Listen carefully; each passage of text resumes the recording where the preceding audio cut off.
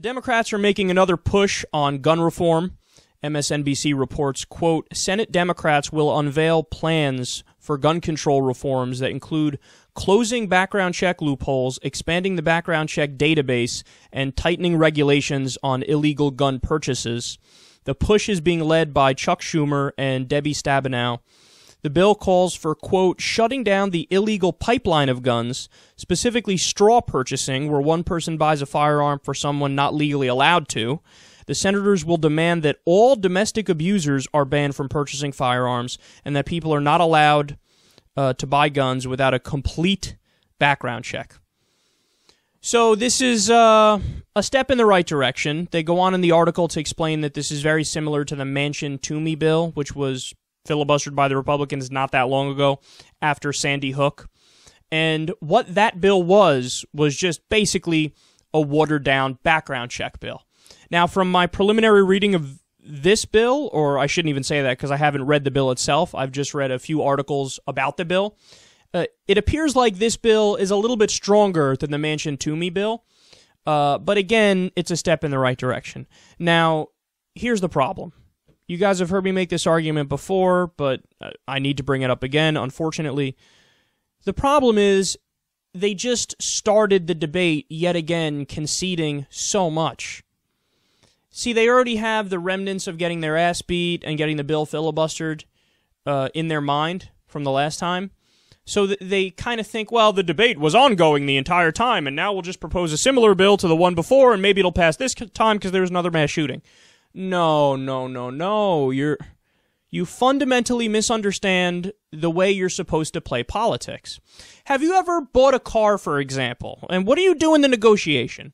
And what does the car salesman try to do in the negotiation? I was a car salesman, I know. The way it works is, you say the price is higher than it is. They want it for much lower than you own it for. And then you meet somewhere in the middle. And you guys both, your starting positions are both pretty absurd. That's the way it works. Well, why not do that for the fucking gun debate also?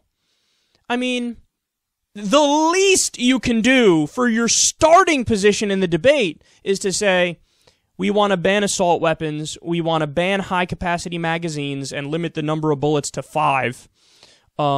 We want to do a universal background check, get rid of the gun show loophole. We want to do a giant gun buyback program. We want to do a new permit system that's tiered that says, yeah, you can have more guns if you're, some kind of a hunter and you go through the right process, but you can't have them if you're in the city environment and this and that. I mean, you should propose a real comprehensive thing here where the goal is to put a dent in the over 300 million guns that we have in the United States. But you didn't do that. That wasn't the starting position. You started with where the compromise should be. So now where do you go from here? If your argument is just expand background checks a little, well, then when the Republicans come back and say, blow me, we're going to do nothing, where do you go? I guess we could water down the background check more and make it less effective. And then one of the Republicans going to blow me more. So that's not going to work. But if you start with ban assault weapons, do a giant gun buyback program, do a universal background check, limit the high-capacity magazines, go down a fucking list.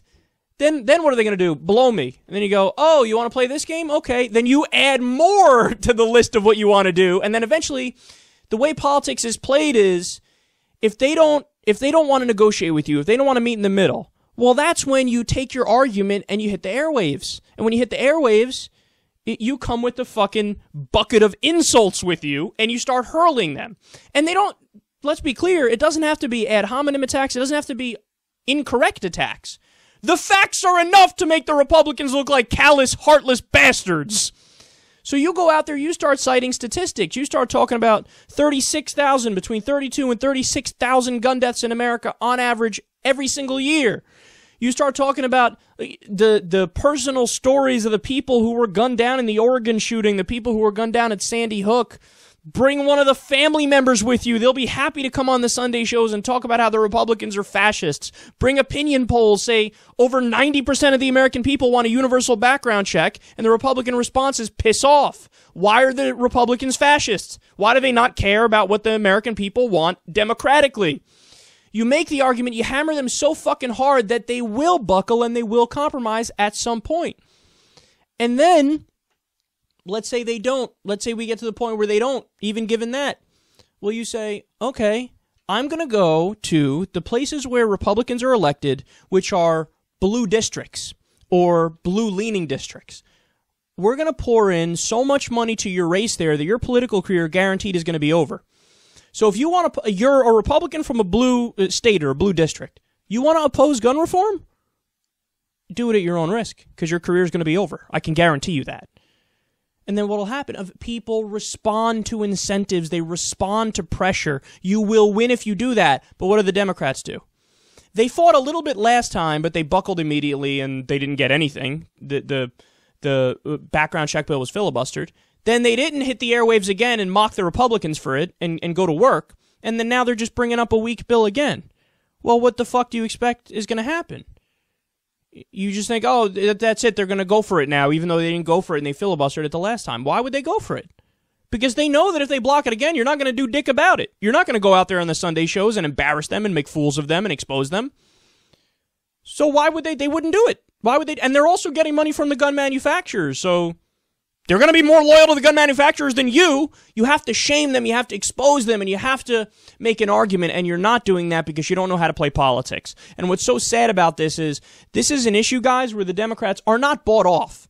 So on other issues, like issues involving Wall Street and economic stuff, the Democrats are bad because they're bought. So they're acting in favor of their donors and screwing over the American people.